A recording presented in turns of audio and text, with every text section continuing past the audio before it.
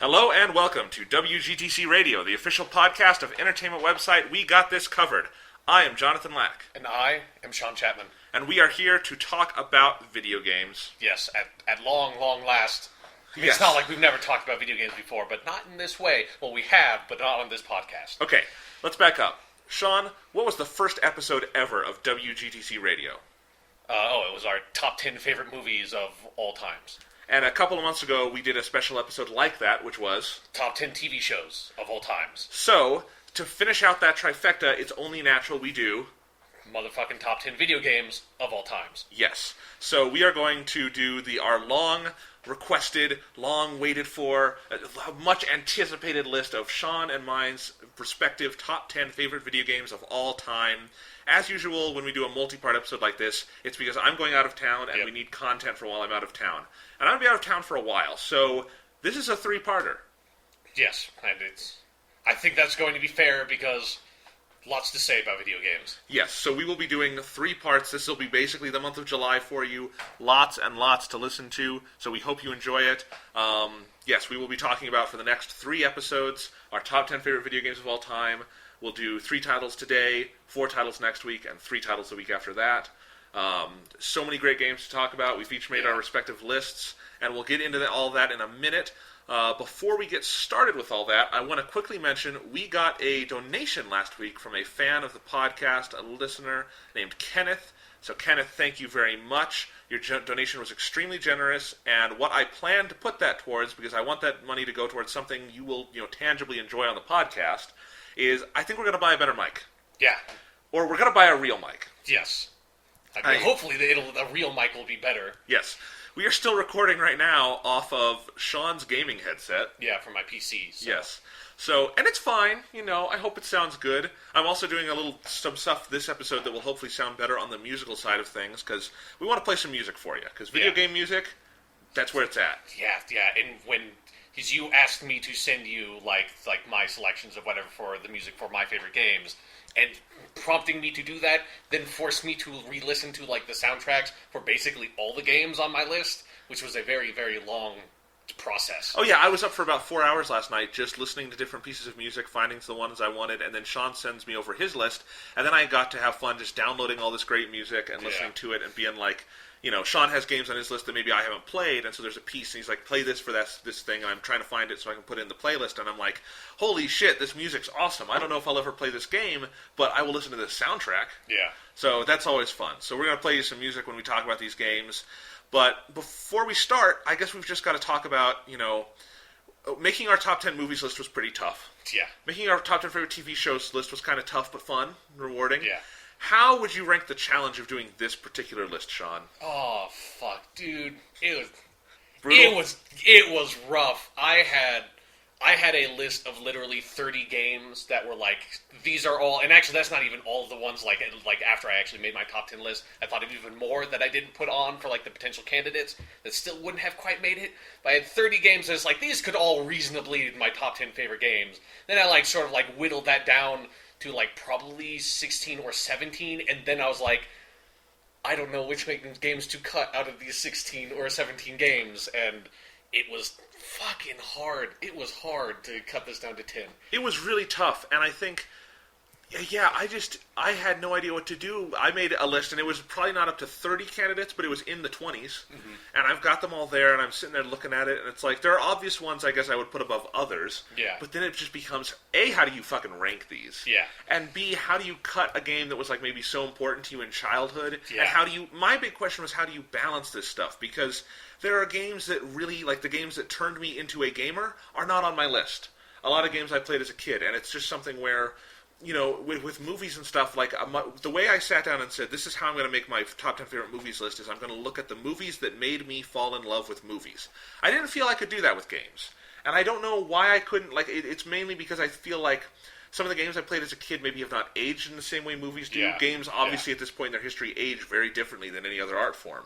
And I was going to say better or worse. It's just different because video gaming is still kind of in its artistic adolescence. Yeah, and since it's so technologically driven and iterative in that way, that a game made 20 years ago, it's so completely different to a game made today, whereas a movie made 20 years ago unless it's like really heavily reliant on CGI, it's going to basically look like a movie made today. And movies are movies, you know. Yeah. It's movies with that language is kind of set in stone. That doesn't mean you can't do things with it, but we're still kind of... We talked about this on the Last of Us podcast a couple weeks ago. The canon of video games is still being written. Yeah. We don't know what the Citizen Kane is or something, or the Godfather. Yeah, but let's not fuck people who talk about, the Citizen Kane of video games. No, I don't care about that. I'm just saying that, from a Yeah. canonicity standpoint, that's what's so fascinating about this medium is that we still get to experience it. We're still fresh on it. We're not all cynical and jaded about it yet. Yeah. So that's my question, I guess, for you is, what was it about the 10 games you picked that made you, what theme united these? What were you looking at, okay, these are the games that have to conform to this for my list. How do I make this? That's a hard question, because for me, how I went about making my top 10 movies list was mostly, I considered kind of what are my favorite movies from all the different genres I enjoy. And that sort of that gave me a really good starting point, because it's so hard to compare, like the way I enjoy a horror movie and the way I enjoy a Western are so completely different, but I love both those kinds of movies the same. With video games, there are just genres that I flat out have never enjoyed.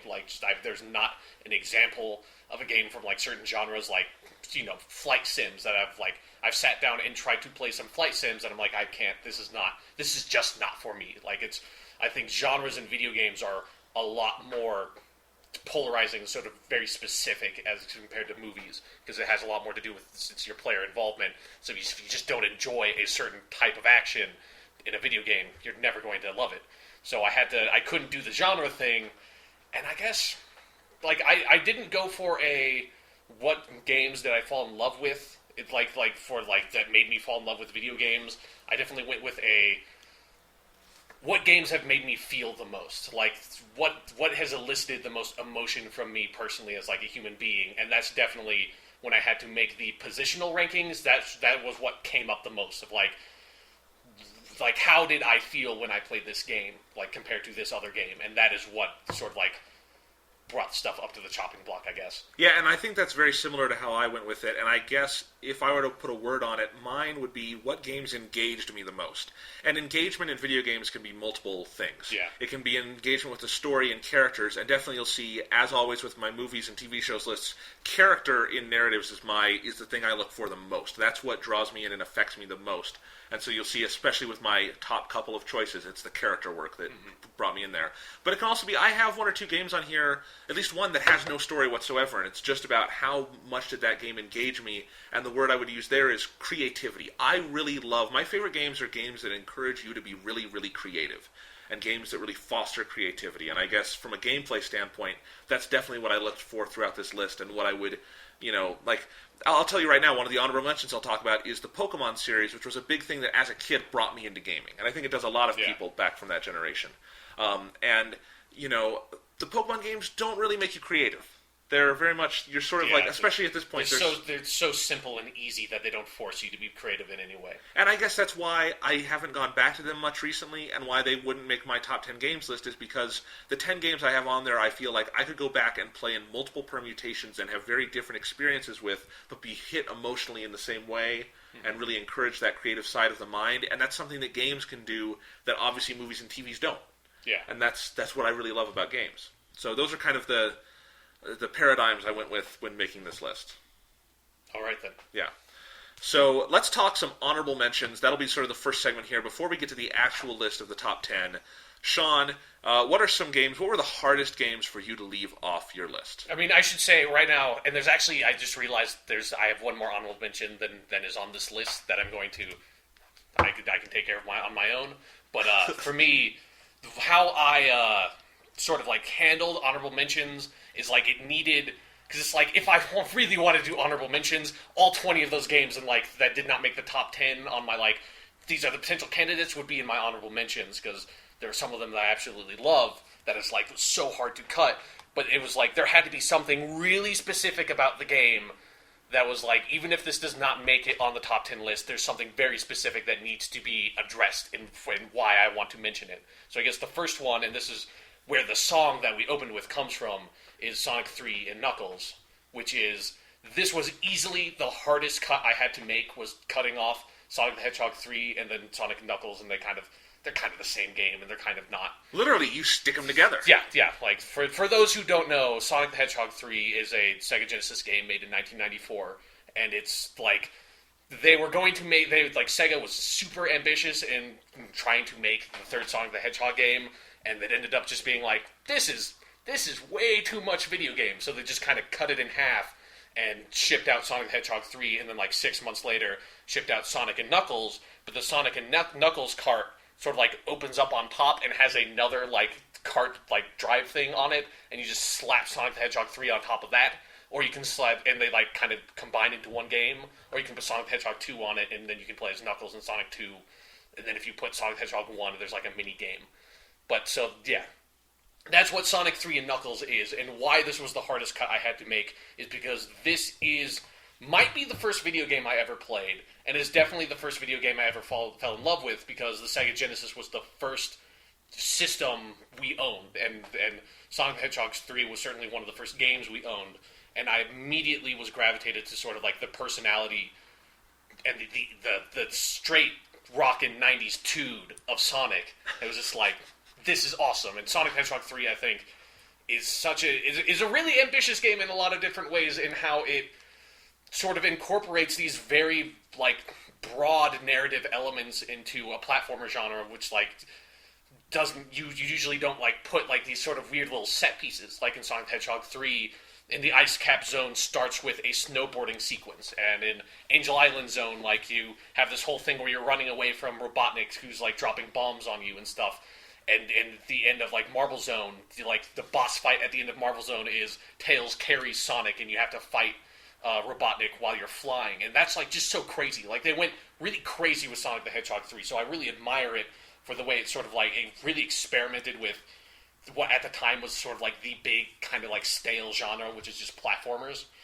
And it's just, it is such an amazing fucking game, and I love it to death, but it is also a really, really old game. And so that was where I was, trying to figure it out, and I realized, so much of my enjoyment from the game, while I, can still, recognize its technical achievements and love it in that regard, and it is still a fantastic video game, the majority of my emotion and feeling towards it comes completely from nostalgia, because I played it, it was my childhood, early childhood in regards to video games, and I was that feels a little bit unfair to me at some point, just to be this movie just goes on, or this game just goes on there because of nostalgia, because of nostalgia's sake, and I kind of cut it, but I was I love this game so much that it has to be mentioned, it has to be in my honorable mentions, because it's fucking awesome. And when I was thinking about what I wanted to say about Sonic 3, a story came to mind about one of the reasons I love this game so much, is that it,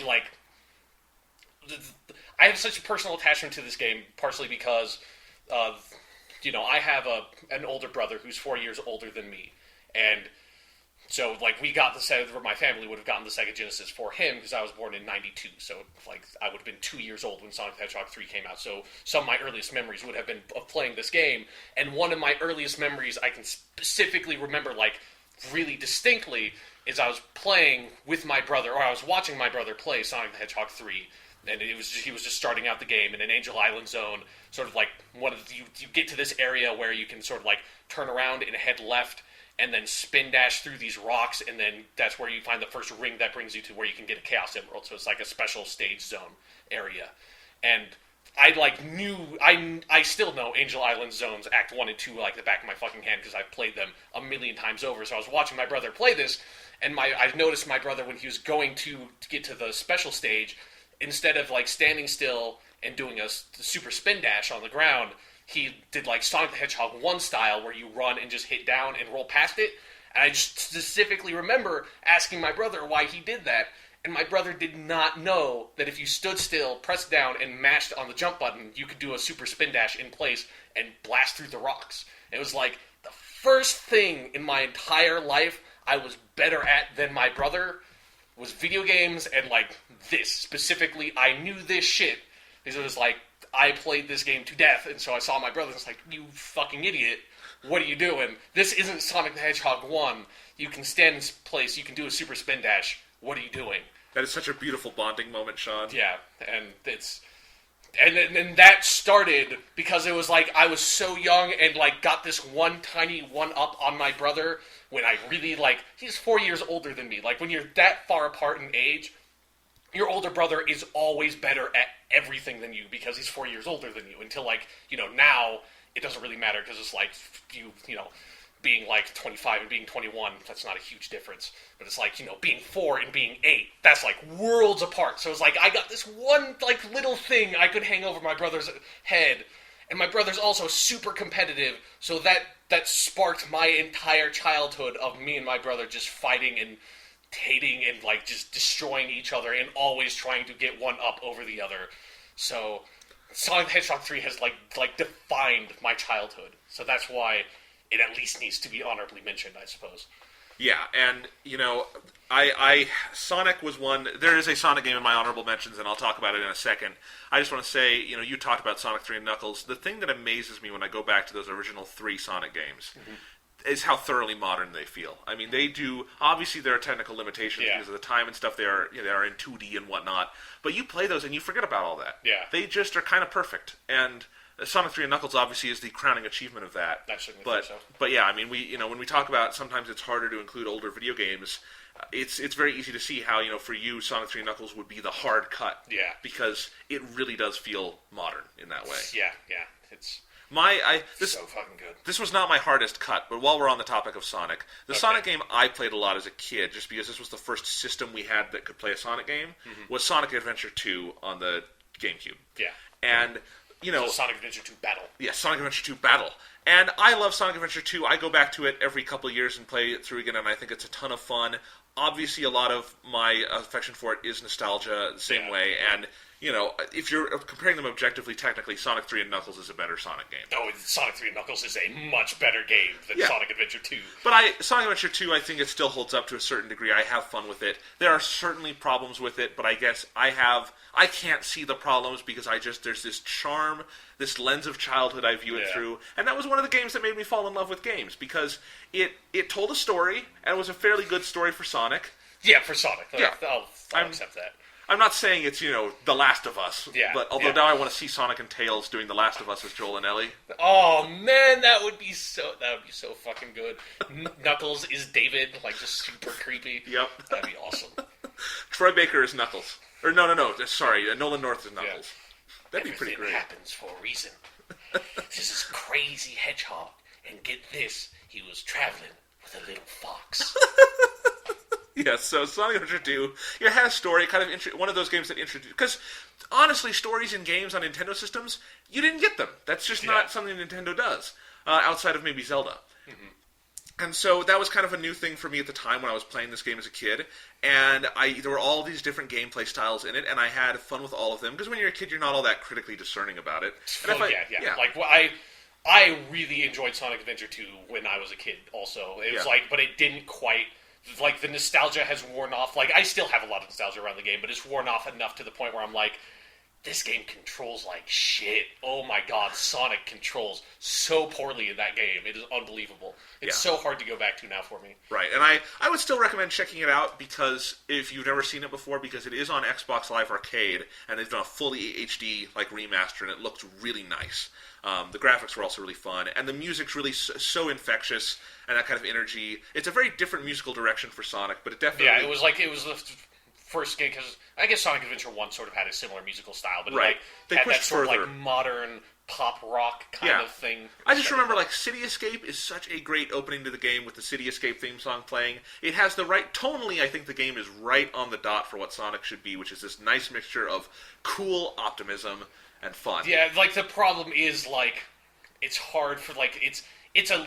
To me now, it's a really lame version of cool. Like one of the most enjoyable things about Sonic Adventure 2 is, looking up the lyrics for those songs. Particularly the rap songs on the Knuckles great. Levels. Oh, man. My dream is for, a real rap artist like Jay-Z to do a cover album of the Knuckles songs. It's like the Pumpkin Hill Zone song or whatever.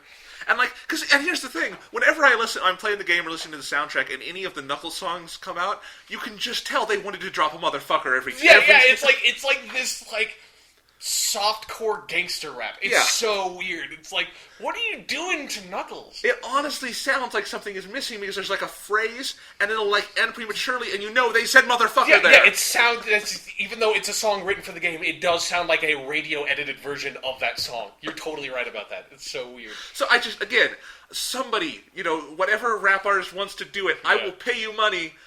Just record these songs and do them right. God, but some of those Knuckles levels were so infuriating. Oh, they're terrible. Like, I particularly remember the one where it's like it was like the fucking water temple for Ocarina of Time, but Sonic Adventure 2. Yeah, where it's like you had the different water levels. Mm-hmm. I fucking hate, like, being able to change water levels in a fucking temple-like area in video games. Don't do it. I mean, no video game does it anymore, but it's always bullshit, and it was bullshit there, too. Oh, yeah, terrible. So, yeah. But I should remember just, like, thinking about my memories of Sonic Adventure 2. I don't know, like, what you watched on TV when you were a kid, but do you remember the commercials for Sonic Adventure 2 Battle where they had actual hedgehogs? Yep. There were a lot of fun GameCube, commercials back in the day. Yeah, they got pretty creative with that stuff. I specifically remember the actual hedgehogs, because it's Sonic and Shadow, the fake hedgehog. Yeah. God, that fucking Sonic Adventure 2 is so fucking cheesy. It's unbelievable. Yeah, it's really cheesy. And at the end, where, Shadow's dead and Knuckles walks up to Rouge. Maria! Yeah. And Knuckles and Rouge fall in love. And, yeah, it's great. It's, why is it that Sonic always ends up in space? How the fuck does that happen in, every single fucking game? He always ends up in space. It's ridiculous. He's a goddamn hedgehog. What is he doing in space? He's having fun. That's what he's doing. Or he's getting executed or something. Yeah. It's weird. So, yeah. As for, an honorable mention that would be my equivalent for you of hardest cut, that was definitely a Pokemon game. And the number one reason why I didn't put on the list is I was like, that's the problem. A Pokemon game. I don't know which one I would include because Red and Blue has the best Pokemon. Yes, Red and Blue are the best ones. I actually think with Gold and Silver, I will accept Gold and Silver being an answer to the best one. Okay, but this is what I was going to say. Past that, fuck you. I played Ruby and Sapphire the most, but I recognize they are not the best ones. Yes. I played Red and Blue a lot, played Gold and Silver a lot. When I look at it objectively, I think Gold and Silver are the best games overall. That's probably true. And I think there is a darker undercurrent to Gold and Silver, and it's legitimately dark at times. It's really interesting. If you want to call it a story, that one has the best narrative elements to me in some areas. Sure. It's some of the mystical stuff that they get into, and the return of Team Rocket. Again, it being super dark, Team Rocket being kind of incredibly nihilistic in this game. You've got your rival person in this who's just plain evil, and at the end, there's none of that moment of absolution for him that you get with your rivals in these games. I like a lot of that. I like the Pokemon designs in Gold and Silver a lot, even though obviously the original Pokemon are the best. I think Gold and Silver are probably technically the best.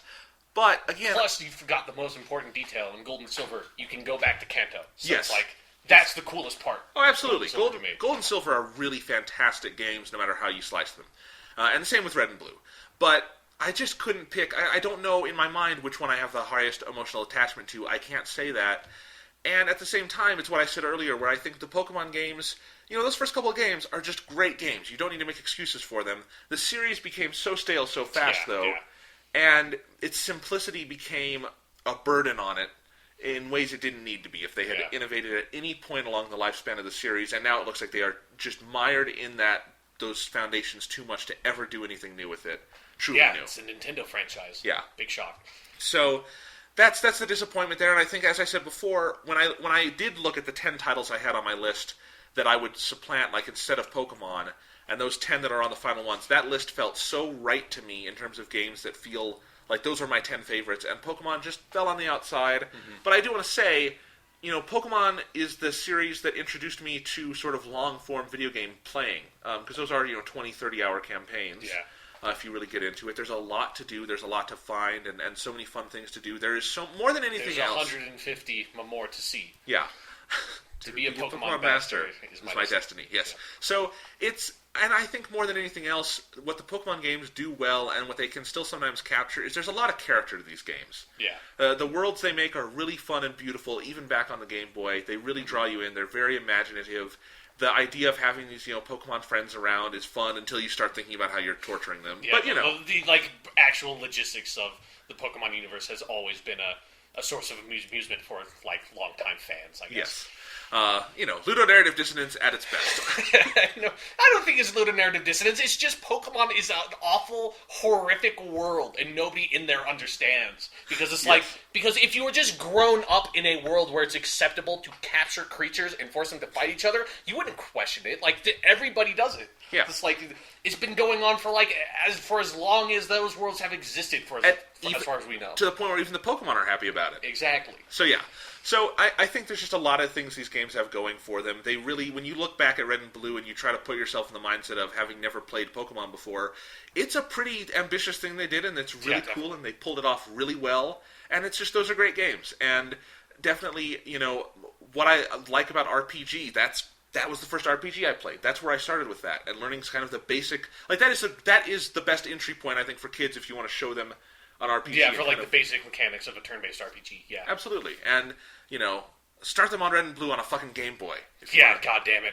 I see these kids like my cousins starting with, Diamond and Pearl on their DS. They don't get it. This bullshit ice cream Pokemon. It's like, what the fuck are you doing with your stupid penguin water starter? This, Squirtle motherfuckers. All right. That's where it's at. So, favorite starter Pokemon ever? Charmander. Yeah, Charmander for me, too. So because I started...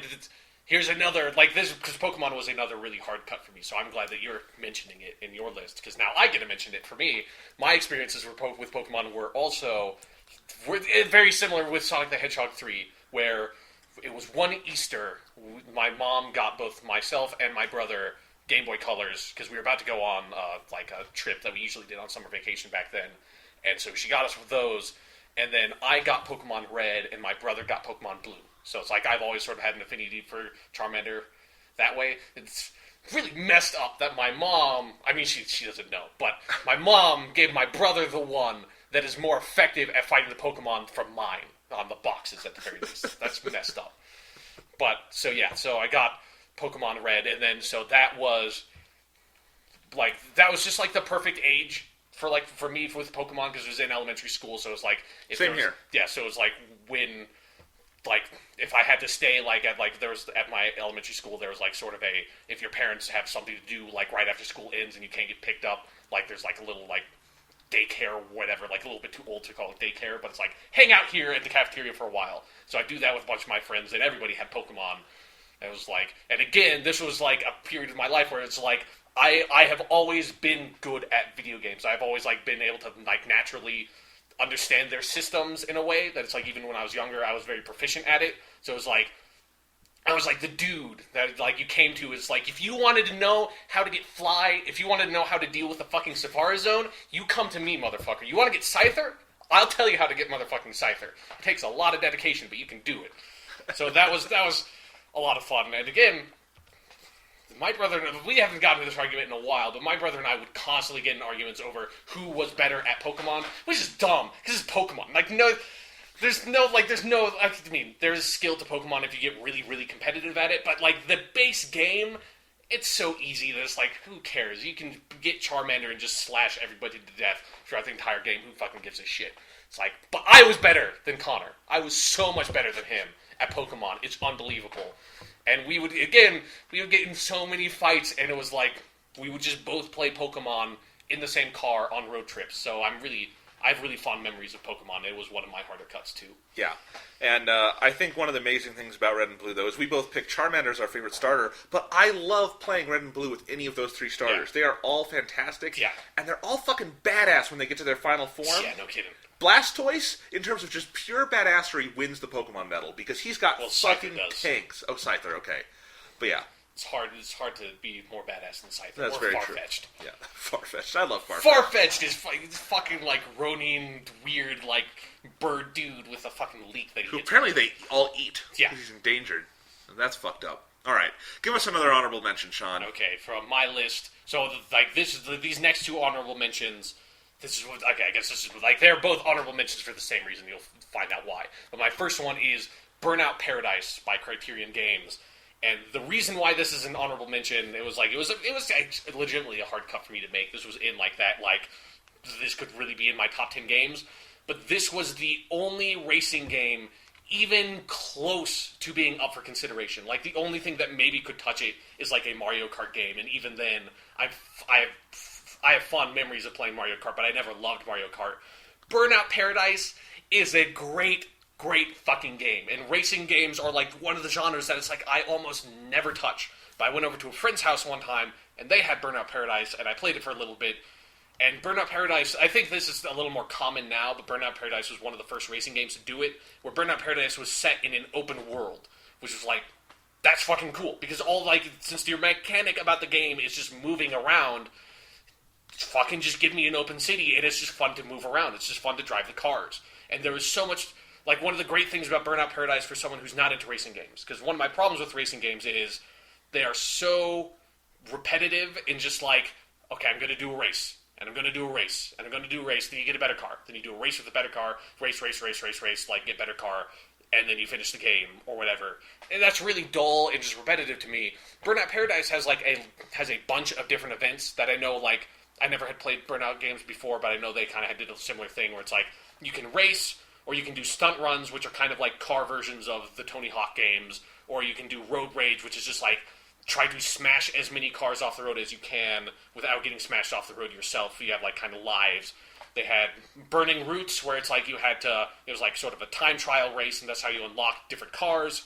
It had the best fucking mechanic for how you unlock different cars in your game. It was like when you got to a certain point, you had completed a certain number of events, like the next car upgrade or whatever, the next version of car you could get, would spawn in the world and would drive around, and you had to go find it and smash it off the road, and that's how you unlock that car. It created for so many really tense moments where it's like, because it's like, you know, it's really hard to go find the car. Like, you can't go find it. You don't have, like, a waypoint or anything. You just have to randomly encounter it out in the world. So you'll just be, like, driving across the bridge being like, okay, I think I'm going to go do this race event next. And then all of a sudden you're like, that car is driving a little weird, and then you just see it take the fuck off, and you're like, that's the motherfucker, and you hit boost. And one of the great things about Burnout is that, like, if you, like, while you hold down A, you have, like, this nitrous boost, and then if you, like, sort of, like, do a lot of things like smash cars off the road or drive against traffic while you're boosting, it will, like, give you more boost meters. So if, like, you boost all the way through your meter,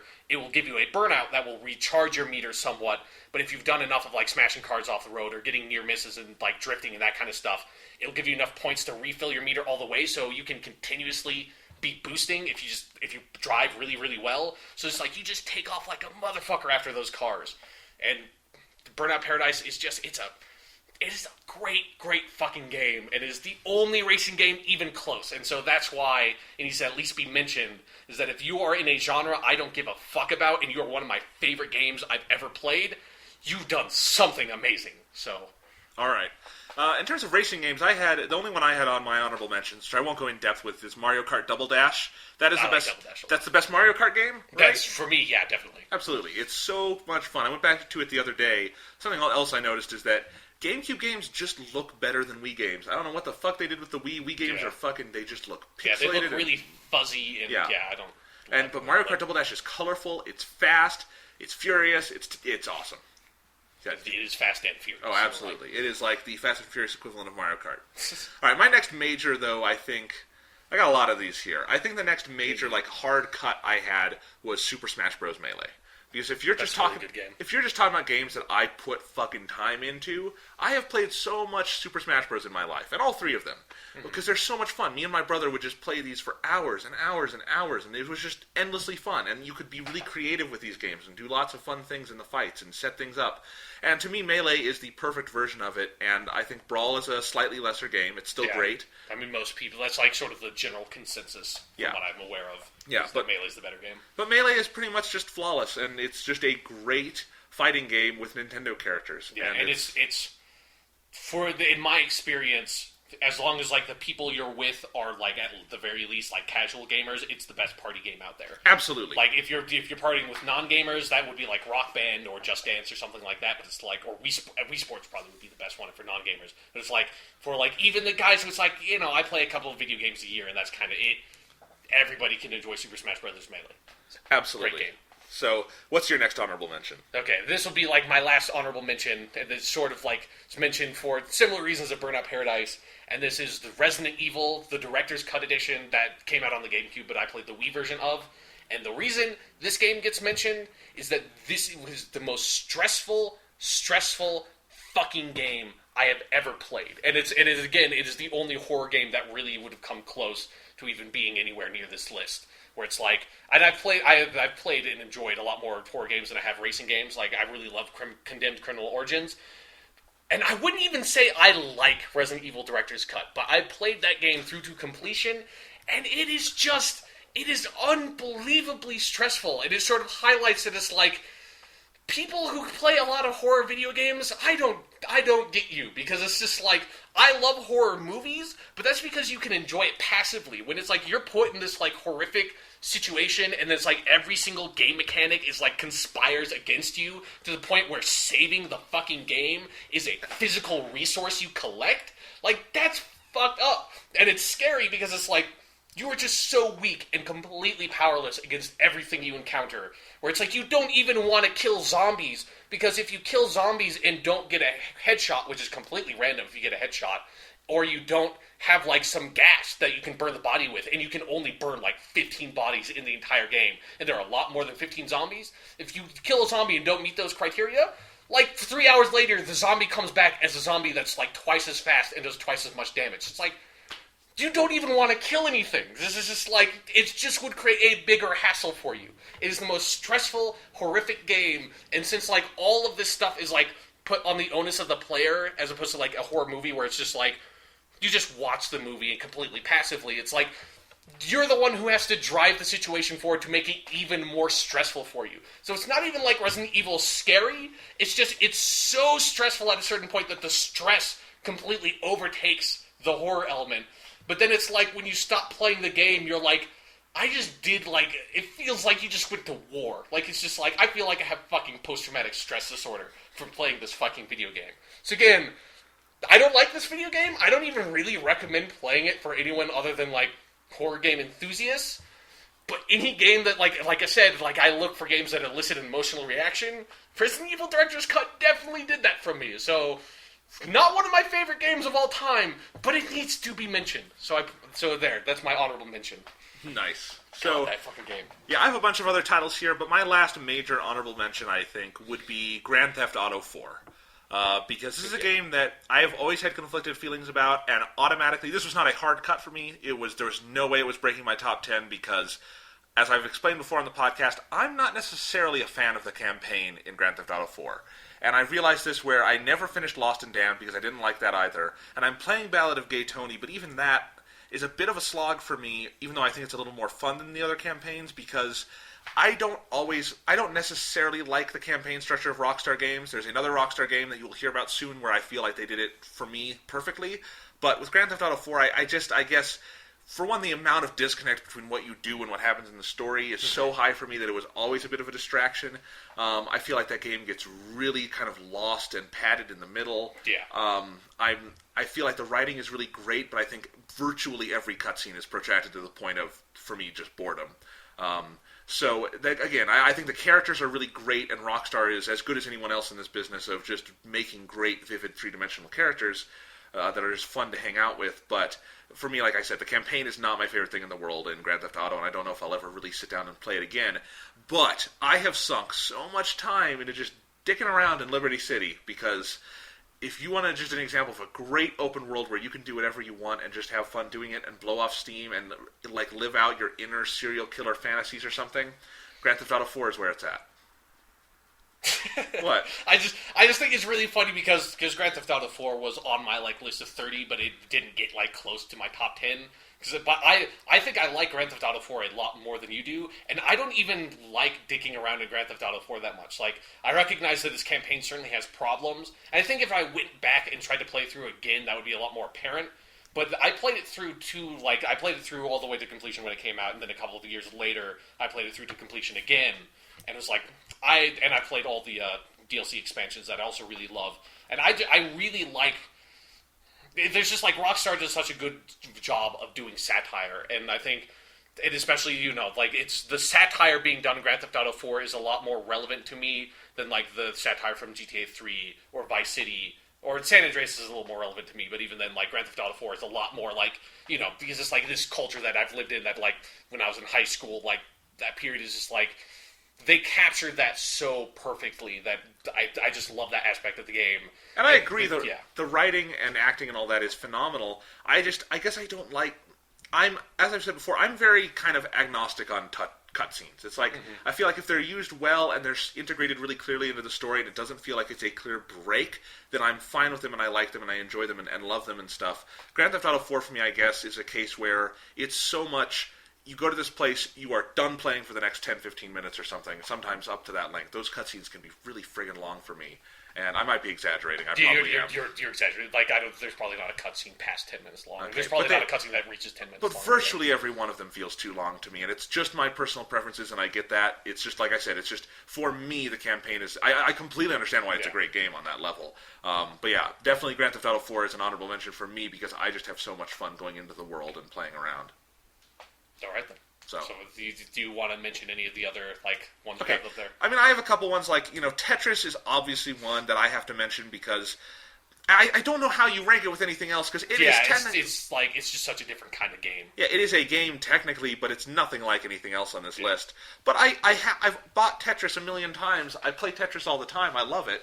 Gotta have that on there. I wanted to mention one of my favorite Game Boy games ever was the original Wario Land, one of the most... brilliant and underrated platformers of all time. It's just wonderful. The original Animal Crossing for Nintendo GameCube, I really love that game. I have lots of fond memories of it. Been enjoying the 3DS one, although I kind of only played it for a week and then gave up because I was playing Persona 3, but I'll get back into it someday. So yeah, those are sort of my honorable mentions, but we should get on to the list. Yes. So, alright, we're going to get onto our list. I will be going first. My number 10, then Sean will do his number 10, 9, that sort of thing. I thought I was going to do my number 10, or you were going to do your number 10. I was going to do my number 5, then you do your number 2, then I do my number 10, and we just kind of go in that order. Just laying out... Is that really obvious order, right? Yeah, just laying out the format for the people. So, alright, my number 10 game of all time.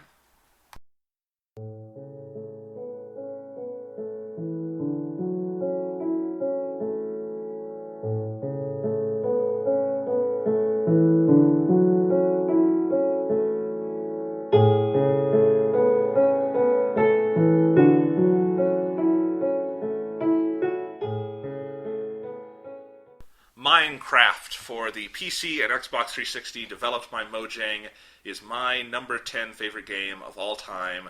I talked before about one of my main things I love about gaming is when it makes you be creative. Yeah. And, Minecraft has no characters, it's got no story, it has very little music, and it barely has graphics. Let's be honest. It has cubes with textures on them. It has cubes with textures on them. But what it offers is just this sort of pure, unadulterated platform for creativity. And the only thing motivating you through the entire game, whenever you play it, is your own imagination. That's really it. And that is both the game's greatest strength and its biggest weakness, obviously. Yeah. That's the reason why you have said to me you've never played Minecraft. Is that I have played it. I've tried to play it over and over and over again, and it's like, I cannot... for the life of me understand. I mean, I can understand, like, I am just not, like I don't know a lot of people that play Minecraft that it's, like, I really want to, like, engage that much with. That it's, like, of this, like, yeah, let's all get together and let's make a giant castle. That's not, like, I'm not super into that. Right, and it's just, but it's also an issue of, if you don't feel, if you would rather be motivated by the game and have there be concrete goals in the game and stuff, obviously Minecraft is not for you. But I feel like if you do feel creative about, like, you have an idea that you would like to build in Minecraft, it is just as engrossing and engaging a video game experience as I could ever ask for. It's a very simple interface, and you can master it really easily. I should say I've really only played the Xbox version, and it's more limited than the PC version, although they're catching up. Yeah. But it's still a very, very powerful platform for creation. And I think people also forget, we talk about all the things people make in Minecraft and whatnot. My favorite way to play it, though, is not in the creative mode where you just have everything and can build whatever you want. Yeah. I actually find that really, really boring, and I can't play I can understand. Like, if I were to play Minecraft, I would do the same thing, where I would prefer prefer the I have to gather the things I need to be able to build the things I want to make. It's like, because if you're just using creative mode in Minecraft, you should just like buy like a 3D drawing tool or something like that. You know, like a proper like thing where you can make 3D models instead of I made a castle out of blocks that I will never be able to do anything with. Right, absolutely. It's the same thing for me, where I really love, I think there are multiple levels to creativity in Minecraft if you play it in survival mode, where you have to figure out, you just start with nothing, and you have to make sure you have some tools and build yourself a house and stuff so you can escape the monsters, but you have to be creative about how you're going to survive in this world, how you're going to build stuff, how you're going to go find stuff to build, and you have a lot of choices to make, and you have a lot of things to do, and so if I ever, even at something as simple as I want to build a house, you have a list of 30 things you got to do before you can start on that. You gotta punch a lot of fucking trees. I have punched so many trees, I have mined so many blocks of dirt, I have spent hours, like Sean, I think you had me one time, you were watching me play, and you're like, look up how many blocks you've mined. Well, I asked you, I was just like, as a hypothetical, I was like, how many blocks have you mined? How long of your life have you spent there staring dead at the fucking screen while like some light piano music plays, just holding down on the left trigger and then occasionally pushing forward on the left analog stick? And then, to my amazement, you said, oh, there's actually a leaderboard. There's a leaderboard in Minecraft that tracks that, which is like the most, like I could see if it was just a stat thing, like that would be cool, because I love stats in video games. I wish I had a stat page in real life. But I don't understand why you need a fucking leaderboard, why you need to, like, compete with, no, dude, I've mined, like, 1,000 more blocks than you have, motherfucker. But I think we calculated it out. It's like 20 hours I've spent just looking. Yeah, it was ridiculous. And Minecraft is, I should say, almost always a game I do while I am doing something else, like listening to a podcast or something. And that's actually something I want to say I value in games, where I can just... There's something I can do to kind of just make my brain do something. Yeah, that's how I played multiplayer games, like a lot of Halo multiplayer. I'll just load up like Lone Wolves in a podcast and be like, okay, let's do this. Absolutely, that's the same thing I do in Halo. And with Minecraft, I do that as well. And I just think it's a world you kind of get lost in, and there's just this wonderful atmosphere to it. I don't spend a lot of time just sitting there listening to the light piano music, but it creates this very nice mood. The worlds you build, even though the graphics are very limited, they can be very beautiful. They're really fun to explore. And there's just such a rush when you're exploring and you find like a cave with all these minerals and stuff. Or you find the things you need and you're able to mine them and get them out and use them and do stuff with them. I love that everything in the game informs everything else, where, when you're down mining for stuff and you find whatever you want, you get a bunch of cobblestone, you get a bunch of iron, you get some diamond, you can do stuff with that, and you're encouraged to do stuff with that. So it's these, as I said, multiple layers of creativity of how am I going to find this stuff, then what am I going to do with it when I get it, or do I have an idea? Like, I built a castle recently with all these battlements and stuff. That castle, by the way, could really effectively fend off like a siege, but there will never be a siege. And that's kind of my problem with Minecraft. It's just like, and it's like one game I have played on the PC called Terraria that is, it's kind of like Minecraft in the sense that you can build stuff, but it's like a 2D game. It's very different. And like what I played like probably like 20 hours of Terraria, and I really, really enjoy it. And the thing about Terraria that I really enjoy is that you can find and craft items that I feel are a lot more meaningful than the stuff in Minecraft, where it's like you can get fucking grappling hooks in Terraria and like boots that give you double jump and shit like that. Like that's like, for Minecraft, I do think Minecraft's really cool, and I see why a lot of people really enjoy it. And I enjoy Minecraft sort of, and it's like a passive viewer way, where it's like I watch Let's Plays of Minecraft and stuff like that, and like I really admire people who make like really crazy fucking things in Minecraft. But like, it's, for me personally, it's just missing an element of like, there needs to be something more. So it's like, I'm really, and a lot of people are taking the sort of survival creation aspect of Minecraft and doing different stuff with it, like Terraria. And so it's like, I'm really looking forward to the future where it's like, the ideas of Minecraft are expanded on in a game that's, I guess, more technically sophisticated in a lot of ways. Like, not to like dismiss Minecraft. Like, and I guess what Minecraft does, it does really well. It's like, I think for me personally, it needs another step to interest me. And I completely understand that, and I will say, for me, I really do value the simplicity of it, and just that it is a platform. And for me, it goes back to, some of my favorite memories as a kid would be, I'd get a box of fucking Legos, and you can go to town with those. And to me, Minecraft... And for me, I still do that with Legos sometimes. Yeah. Like, for me, the Legos are like, that's what I would do instead of doing Minecraft. Like, with Minecraft, I need a more, like, fully realized, intricate world to explore. Like, the exploration element, like, attracts me a lot more than the building element. Like, the building element would be something you can do through the exploration, but it's like, it's not like Skyrim is a world I really want to explore, as opposed to Minecraft, where it's like, I feel like 10 minutes in Minecraft, I've seen everything interesting that Minecraft has to offer. Yeah. But I just think, Minecraft is an example for me of, games can offer a lot of really different types of great experiences and engaging experiences, and Minecraft is, I believe, the only non-narrative game I have on my list. But it's one where it's just the amount of engagement I have gotten since I bought it, a year and a half ago, has been so intense, and it's been so addictive. And there are definitely periods where I go months without playing it, but then you get a little idea, and you go back into it, and then you're lost for weeks. And I think there's just something really kind of magical about Minecraft, and when I slotted it in on this list and I put it at number 10, that just felt right. Like, this is something that, to me, is such an important gaming experience in my life. It had to be on my top 10. So that's why it's there. Yeah. If you've never played it, it's $20 on Xbox Live Arcade. Or if you have a PC, get the PC version, because any PC can handle it. I mean, right. It's just unless you have friends that play the Xbox version. I mean, that would be. Yeah, I should say the other thing is that when you have friends to play Minecraft with, like I play with my little brother all the time, and that's one of the number one reasons I value it, is because it's so much fun for us to sit down and play Minecraft or start a new world, and just having to work together. The teamwork element of it is so much fun. It's a phenomenal co-op game in that way, and you can do so much more with two people than you can with one. And I can't believe it took me this long to mention that. But yeah, I mean, Minecraft for me is, as a multiplayer experience, is so much fun, and I love being able to show my creations to other people. So yeah, Minecraft, one of my top 10 games. That's my number 10. Sean? Yes. Now it's my turn for my top 10 video game of all times.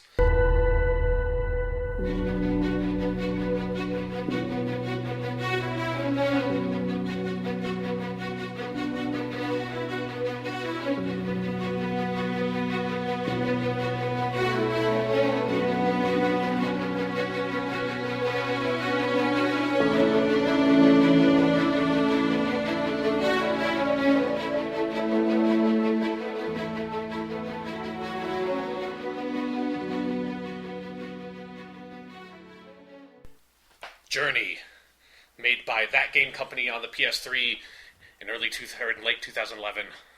My number 10 video game of all time, and I think the music we just played is argument enough for me to a certain extent, because that's such a huge part of why I love this game so much is the music. And if you do not own the Journey soundtrack, fucking buy it, because it's so good. It is so fucking good. Should we buy the game too? Yes, certainly. But like, you should get both. Or you can get like the Journey's Collector's Edition that has the other That Game Company games. Which is, by the way, the best name for a game company ever. It's just That Game Company, all one word with nothing capitalized. It's just That Game Company.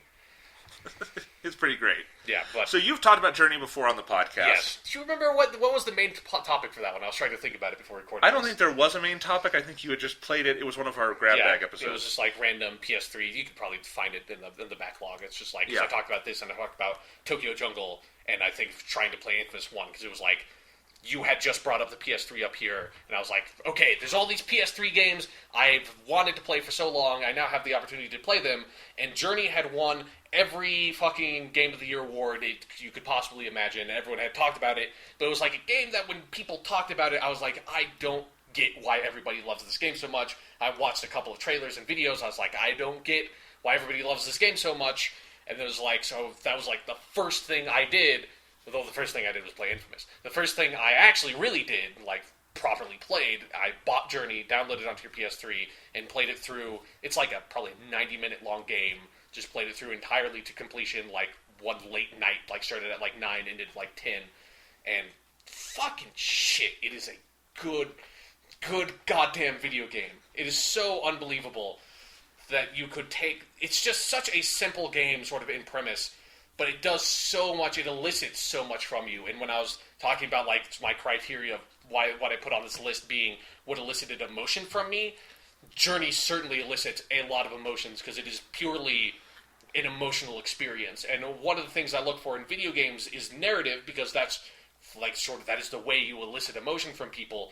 And what I love about Journey is that it is a narrative game. Like, people kind of call it non-narrative, and I think that's completely incorrect. It's just the form of narrative is completely symphonic, and that's why the soundtrack is so important, is that Journey just paints this broad emotional journey. It just goes from, like, it just uses the visuals, which are fucking incredible, and the music, which is fucking incredible, to elicit a sense of discovery, and then amazement and joy, and then despair, and then, like, recovering from despair. It's very... musical in that sense, where it's just raw emotion and simplistic emotion, and the transition of that emotion is what creates the story.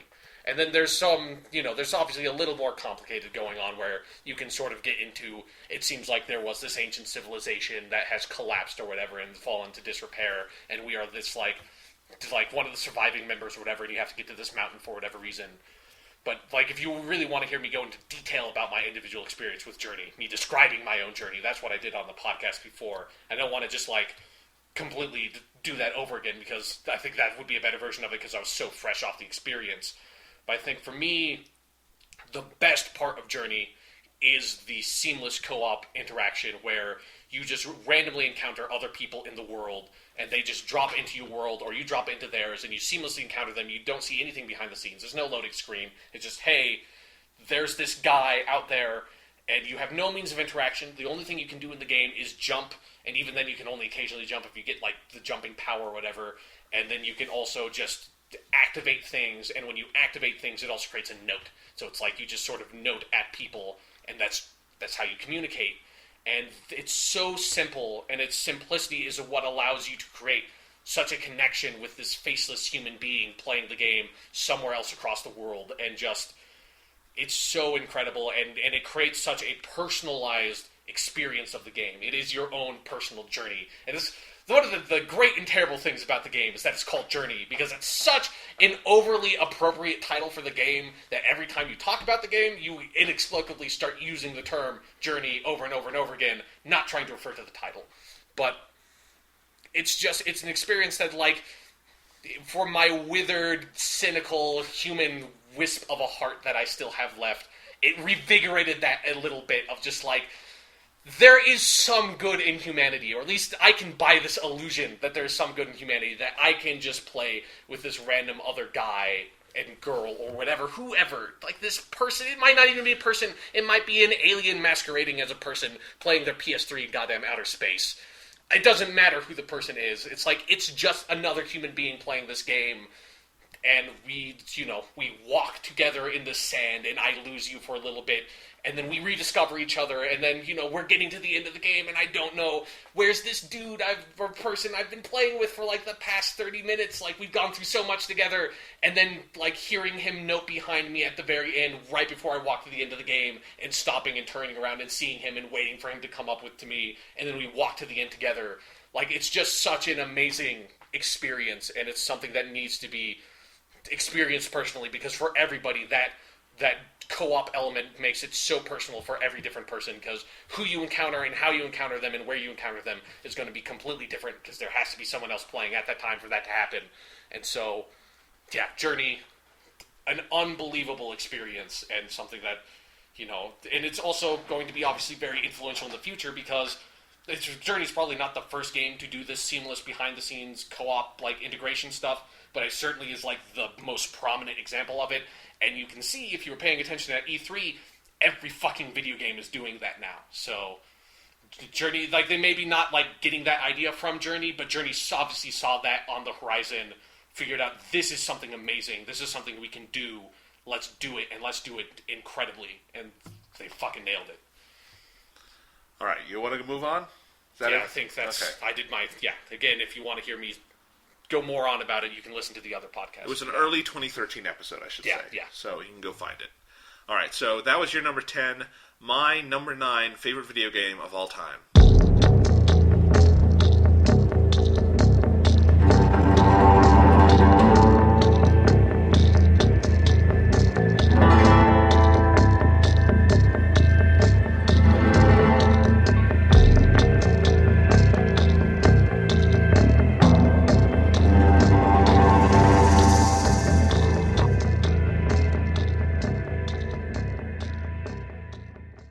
Red Dead Redemption by Rockstar Games, Xbox 360, PS3. Yep. Not PC. It's very controversial. Everyone's always like, what the fuck, Rockstar? Goddammit, put this out on PC. Red Dead Redemption is simply my favorite open-world game ever. It is just such a phenomenal sandbox game, but it's a phenomenal sandbox game that is a Western, and that is why it is number 9 on my top 10 favorite games list. I think the best Western released in the 2000s so far is probably Red Dead Redemption. Yeah. Games, movies, books, whatever you want to talk about, Red Dead Redemption is not just a great Western story, and the narrative in this game is great. I love the campaign for Red Dead, and I will certainly play it again one day. I know it took me 2 years to beat the first time yeah, through. No kidding. We'll make some jokes about that in a little bit. Let me explain my affection for the game first.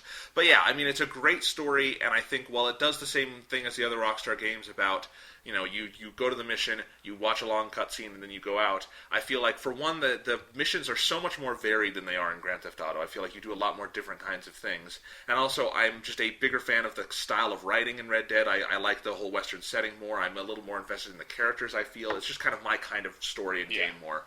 But the best thing about Red Dead is it is such a massive and just detailed and just bursting with character and life and vitality open world. Yeah. And the funnest thing to do in this game to me is just call your horse and ride out towards the sunset or something. Mm-hmm. And just ride out and explore the world. And just not even necessarily exploring, but just driving that horse, that one of the best vehicles ever in a game. So much fun to get on that horse and to just ride around and see what's going on, and things will just happen in the open world. You'll find people, sometimes you're going to help them, sometimes you're going to murder a bunch of people because... Yeah, well, sometimes you're going to murder a bunch of people, we'll talk... you sick fuck. I know, yes.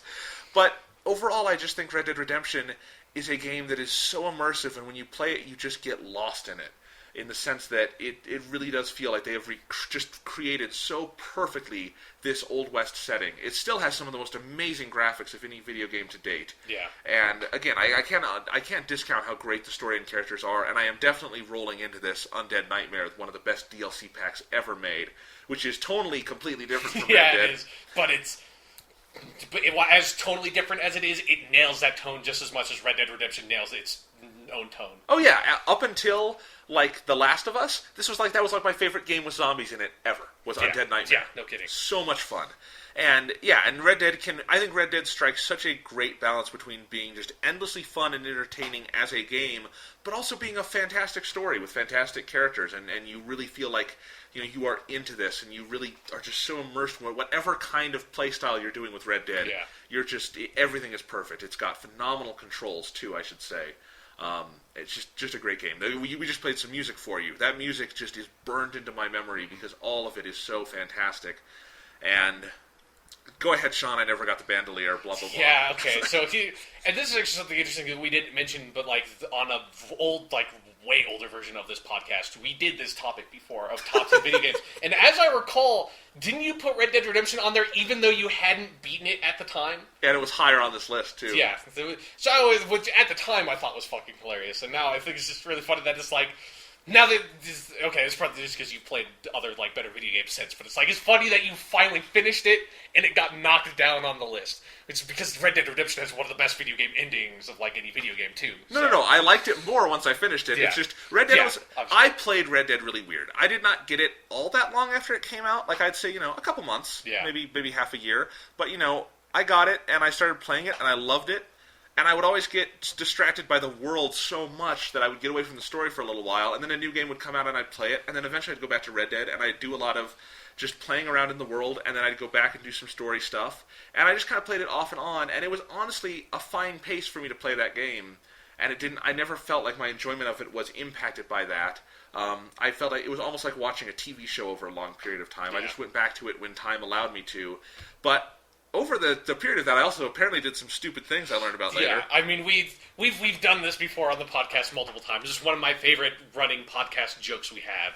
But yeah, that day when I was when you were basically finishing Red Dead Redemption, and I sat down and was watching you play, and you were running out of ammo, I'm like, why the fuck?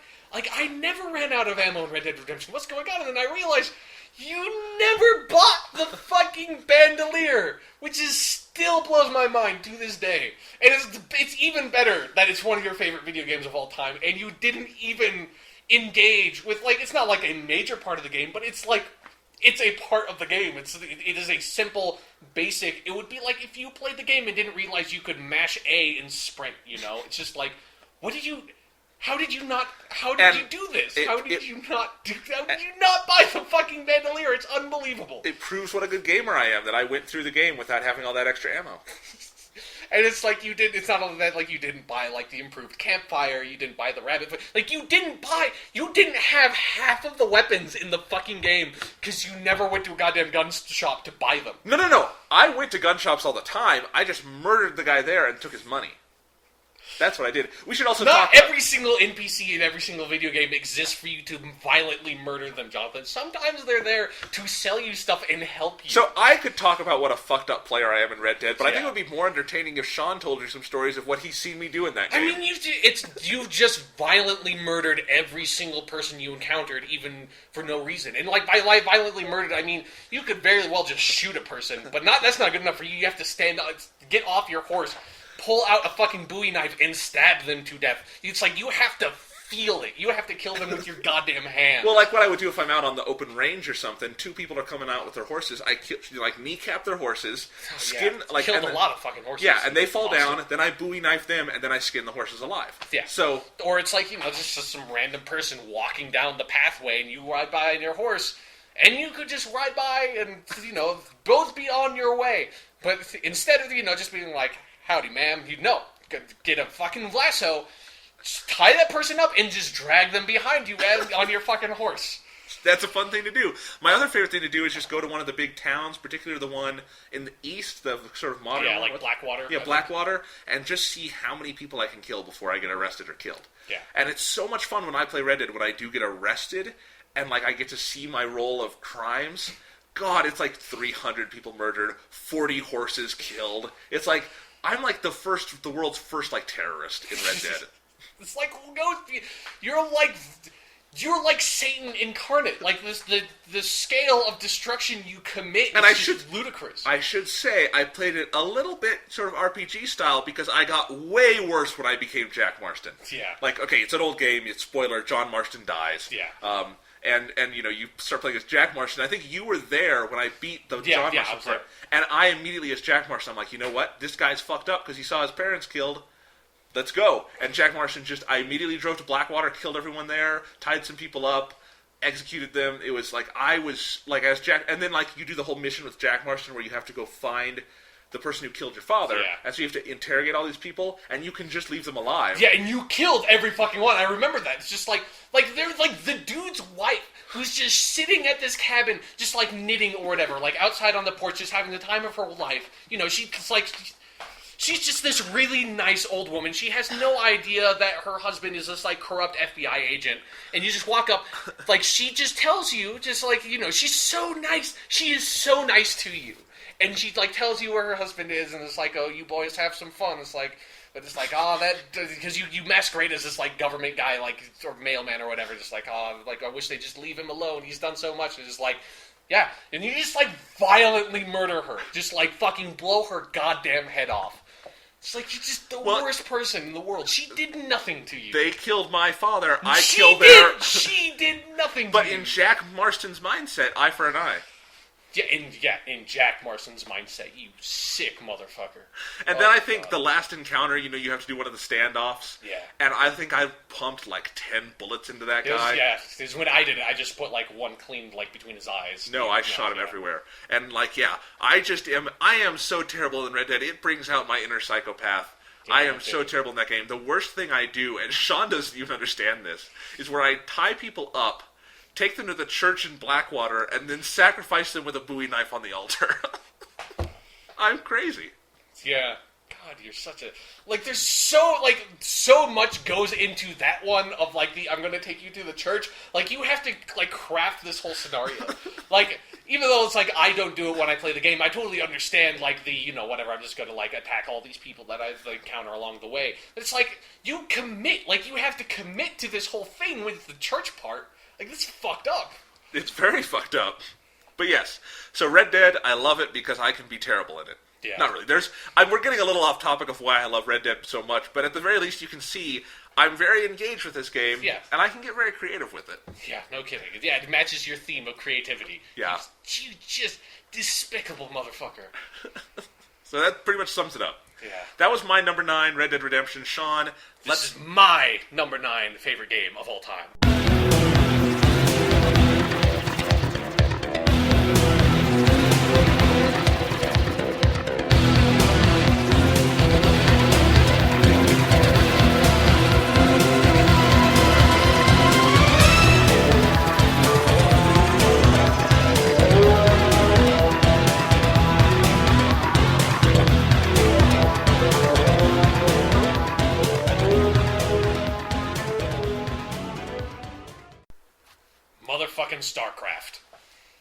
Motherfucking Starcraft. Is that the name of the game, Sean? No, it's just Starcraft. It's the Blizzard game, came out on the PC in 1998, and it's the only like strategy game on my list. Even though there are other strategy games I really adore, but Starcraft is just it is a fucking incredible game.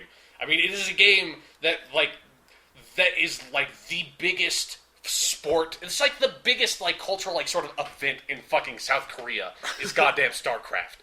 So you certainly don't need to go on about like the merits of its qualities as a strategy game. Like it is more or less unparalleled. I think everybody recognizes that it is so well balanced and so engaging and takes so much skill to be good at. I should say I'm a terrible fucking Starcraft player. Like I love this game and I am really bad at it. Like, I could be good at it, but it's like, I enjoy playing these games at a really slow pace. It's like, if you want to play them competitively, it's like, you have to be on the ball, like, 100% of the time, and then I like to sort of relax while I play strategy games. But, yeah, StarCraft is a game that, again, like, I played a lot when I was a kid, that, like, I had a friend who played a lot of PC games, and I went over to his house all the time, and we played, like, all the Blizzard games. Like, we played a lot of Warcraft, a lot of StarCraft, and a lot of Diablo.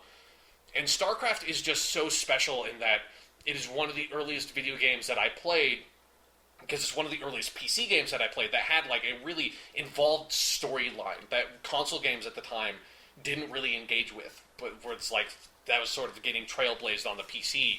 And StarCraft has so many interesting characters and is so well written that even with like the really simplistic sort of top-down 2D sprite, it's like 2D sprite graphics and like just conversations across like character portraits in the bottom like unit panel. It's like you get so involved with like this tale of betrayal between Jim Raynor and Arcturus Mengsk and Kerrigan, and then like the Zerg come in and the Protoss, and it's so imaginative.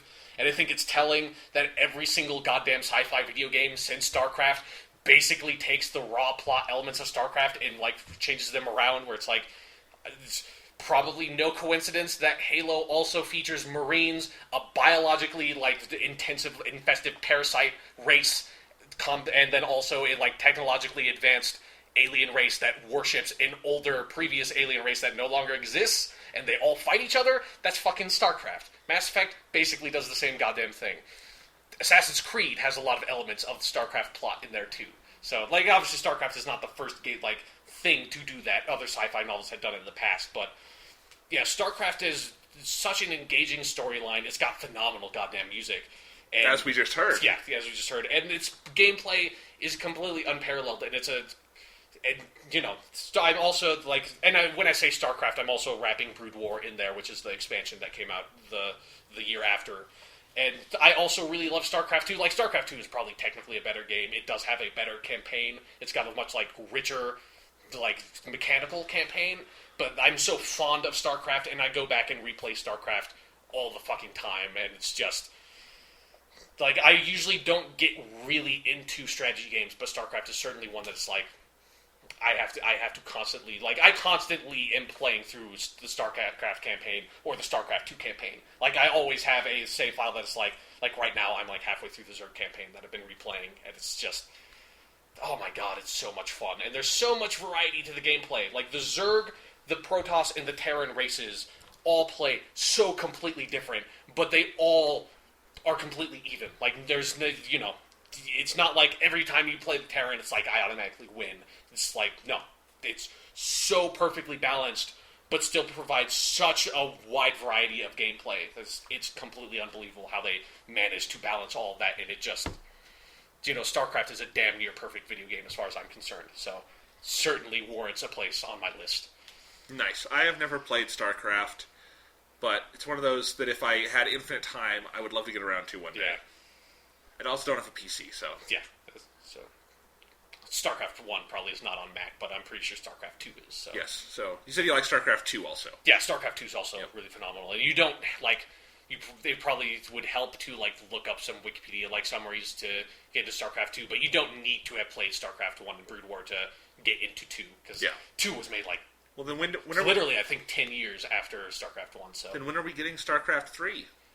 Well, I mean, and I haven't actually gotten around to playing Heart of the Swarm yet, because I want to replay StarCraft 2. For those who don't know, StarCraft 2 is, when they released it, the campaign for StarCraft 2 only involves the Terran, It's just called Starcraft 2 Wings of Liberty, but you can play as all the races in the multiplayer. And they said we're going to release like miniature like expansion pack campaigns for the Zerg and the Protoss, and they just in like May I think released Heart of the Swarm, the Zerg campaign, and I'm going to get around to playing that eventually. And yeah, and it's been like 5 years since StarCraft 2 Wings of Liberty came out, and they like just got around to doing Heart of Swarm. So Legacy of the Void, the Protoss one, look forward to it in 2018. But yeah, Blizzard always takes a long time to make their games, but that's because their games tend to be really, really, really fucking good. Nice.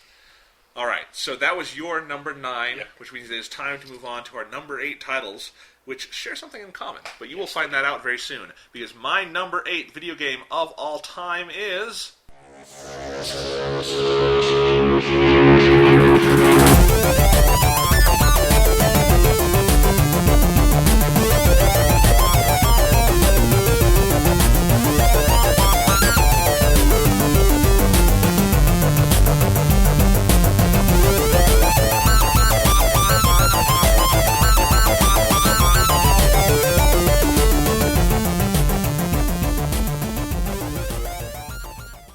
Portal 2 by Valve is pretty much the best puzzle game ever made, but it also happens to have just an incredibly fun and engaging story, and these great characters, and just phenomenal vocal performances, and this tremendous sense of atmosphere and detail. Portal 2, the track we just listened to is called Science is Fun.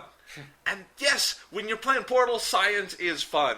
Yeah. Even though I don't know how much is actually scientific about this concept. But, god damn it, Portal 2 is one of those games where, you know, when I played it, I was not necessarily in on sort of a lot of the Valve universe. I had played Left 4 Dead 2, but I had never played the Half-Life games. I had not gotten the Orange Box. I had never played Portal 1. It's just everyone was talking about Portal 2, and I think it was on sale on Amazon the week after it came out for $40, so I'm like, I've got $40, I'll buy Portal 2, sure. Buy Portal 2, had no idea what I was in store for, just no idea whatsoever, and I played it really quickly, went and played the co-op with a friend, and it was just one of those experiences where I have not been back to Portal 2 since that initial playthrough, but it is just so etched into my memory as a gamer and my identity as a gamer. I love Portal 2 so friggin' much. And, you know, when I opened this podcast by talking about how I love creativity in gaming, I don't know if any game on this list exemplifies that as much as Portal 2, because this is a game where, you know, you go from room to room, and you just have to get creative. And it's very, you know, very rarely they're telling you how to do it. It's just... here's the room, you've got your portal gun, later on you've got some paint, and you got some gel, and get to work, motherfucker. And you get to work, and it is just an incredible amount of fun. And sometimes Gladys or Potatoes is making fun of you while you do it, or you've got Stephen Merchant making fun of you, or doing... Wheatley. Yes, Wheatley. Oh my god. It's so great. And I mean, if this were just the gameplay, Portal 2 would still be an A-grade game. I think what makes it an A+ is that it has a real story that is just tremendously told, and some of the best performances in video game history. Especially Stephen Merchant as Wheatley, and... who's Gladys? Ellen McLean. Ellen McLean. I knew it was Ellen something. Ellen McLean, soon to be heard in Pacific Rim, playing Gladys. Yeah. But yeah, as Gladys, and you've got J.K. Simmons in there.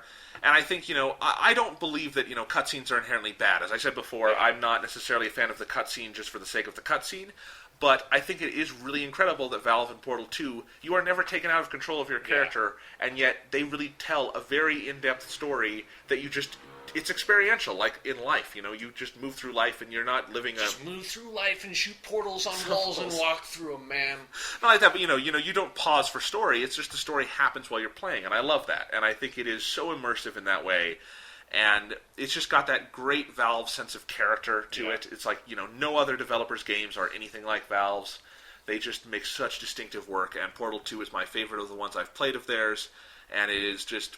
yeah, I love this game so much. I think we could get, you know, much deeper into it, and we've definitely talked about Portal 2 before, back on the monthly 10 and the monthly stuff, the different podcasts from WGTC Radio. But I really think, particularly the pace of Portal 2 is so impressive to me. Yeah. Because the original Portal is like a 4-hour campaign? Yeah.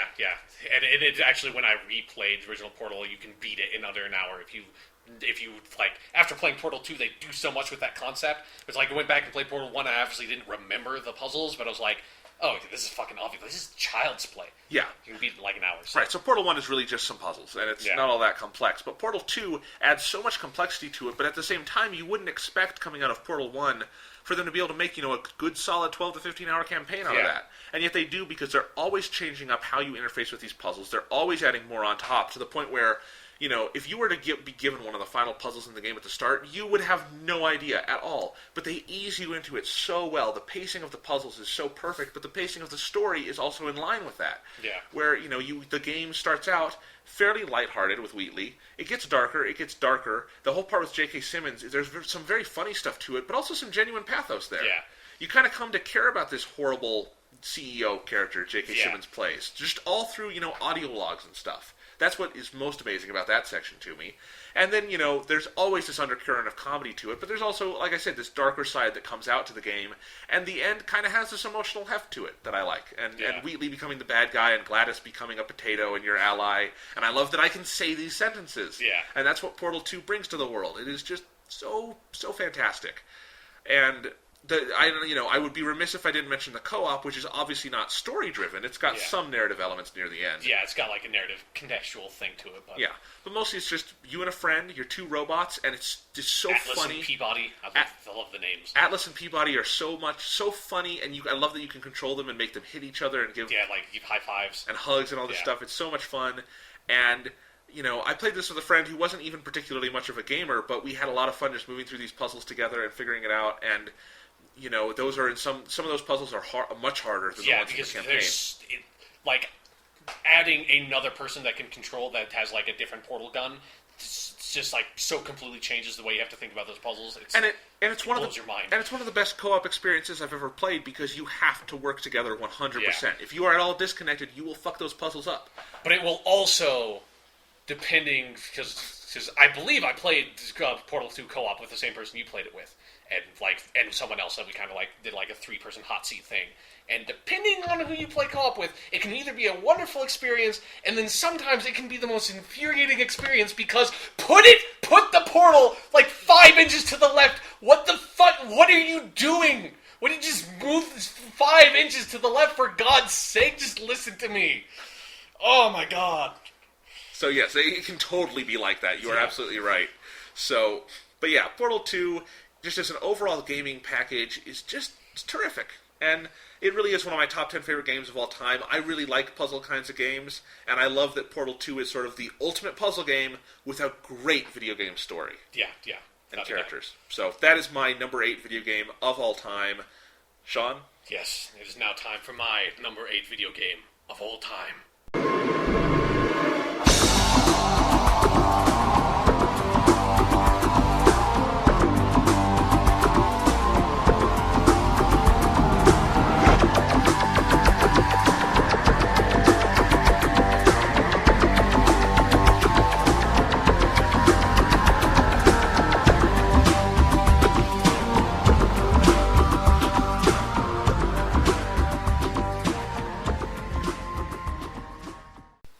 Half-Life 1, also made by Valve Software, the makers of Portal 2, and also, like Starcraft, made in 1998 for the PC, so... Good year for games? Yeah, no kidding. But, yeah, it's like the greatest, most revolutionary strategy game, well, maybe the most revolutionary strategy game of all time, and certainly one of the most revolutionary first-person shooters of all time in the same year. Pretty fucking crazy, but, yeah, Half-Life... if you want to hear me talk for like an hour and a half about Half-Life, you can listen to our Black Mesa mod podcast that we did. Yeah, we did. That was on WGTC Radio last year when they did the mod for like the remake of the game, kind of. Yeah. So yeah, you can go listen to that and just have me rant about how much I love Half-Life 1 for a very long time. But I'll give the short version of it here. Half-Life 1 was a game when I played Half-Life 1 well after it came out. I did not play it in 1998. When you were 6? Yeah, no, I did. I played it probably 2007 or 2008 when I got a PC, it got a better PC that could actually play video games, and got Steam, and it was like, oh hey, I can buy this pack that has every single Valve game ever made, which up to that point was Portal and Team Fortress 2 were the most recent ones, but I can get it for $70 or whatever it was. It's like that's a really good fucking deal. Holy crap. And so I bought that and played Half-Life, and it was really hard for me to figure out, like, either Half-Life or Half-Life 2 was going on this list, and it was so hard to figure out which one would go because I love both of them, and Half-Life 2 is probably a better game. Half-Life 1 has so many problems, particularly, like, the last probably 15% of the game is legitimately just not very good. In a way that was, like, kind of, they did a lot of, like, first-person platforming stuff that was a lot more in vogue when Half-Life 1 was made, and so it seems a lot worse in retrospect, but even back then, I'm pretty sure it was really poorly received, like, that part of it. But Half-Life 1, even though it was it was the first-person shooter to sort of do this linear narrative campaign and, like, have this, like, really well-realized atmospheric world that you could just, like, inhabit, even though it was one of the first games to do that, it still does it almost better than, like, any other game I've really played. It does the sort of the similar thing with Portal 2, where you start the game, and you are Gordon Freeman on this tram. You just go in straight first person. You're going to work at the Black Mesa Research Facility to do some goddamn science, and for the entire game, you never leave the first person perspective of Gordon Freeman, and it is so involving and this word is used way too much when you talk about video games, but it is so immersive in that it's just like, I'm this dude in this situation, and, like, crazy shit goes down, and I put this crystal in this beam, and all of a sudden there are aliens, and there's this creepy businessman dude with a lisp, and he's talking all the time, and it's... Half-Life 1 just has some of the best pacing of any game I've played up until it gets really bad. But I forget it. Like, it's like when I think about Half-Life 1, I think about the first half of the game, which is some of the most perfectly paced game I have ever played. And it sort of shows Valve's strengths just, like, started so early on, where they know how to teach a player, what to teach a player, and when to teach a player along their, like, long campaign, and just, like, spread out that information so perfectly that it's like you never feel like you're overwhelmed. You always feel like when something new is introduced to you, you feel like it's like, okay, I think I know how I can tackle this, and it always feels fair and engaging, and it's like they fucking nailed that with Half-Life 1. And the atmosphere of being in this research facility that is going to shit before your eyes, and just like all these scientists are dying, is so amazing. And I think the most important part of the entire game is probably the first 10 minutes, where all you do is you get on this, you're on this tram, you get off the tram, you go, you walk by some scientists that are like, Gordon Freeman, what are you doing? You need to report to the test chamber. Why are you here late? And it's like you have to go, put on your suit, your, like, hazardous environment suit, like, make your way down to the test chamber, like, stand in the test chamber, wait for the goddamn coats out there to like, lift up the sample so you can do something with it. And it's just like, the first 10 minutes of the game, there's no combat, there's nothing, you're just sitting there experiencing the setup for the story, and that makes it that when everything goes to complete fucking shit as soon as you put that crystal in the test chamber, that, like, makes it so much more involving. It's like, I've seen what this place is like. Normally there are not laser beams cutting people in half and, like, fucking little, like, head crab monsters turning people into zombies, and like, since that has become a thing that a lot of video games do now, like BioShock Infinite is a very good example of a game that's like, or The Last of Us also, of the games that's like, there's no combat, there's no, like raw gameplay stuff going on at the very beginning. It just gets you very used to inhabiting this world before it throws you into how your main means of interacting with it, which is blowing dudes' up fucking faces off with a gun, And then Half-Life 1 is so creative in just, like, it has so many monsters and so many interesting encounters. Like, it has, like, the whole, like this big tentacle monster that reacts to sound, and you have to, like work your way around and use grenades to distract it, to try to figure out, like, to try to set up. It's like it's sitting in basically a rocket engine test room, and you have to get all the fuel lines sending fuel to the engine so you can press the goddamn button and fry that motherfucker. Still one of the best, just, like, moments of any video game I've played. It's just like when you burn that goddamn thing to death, because it is such a hassle trying to, like, work your way around it to get through it.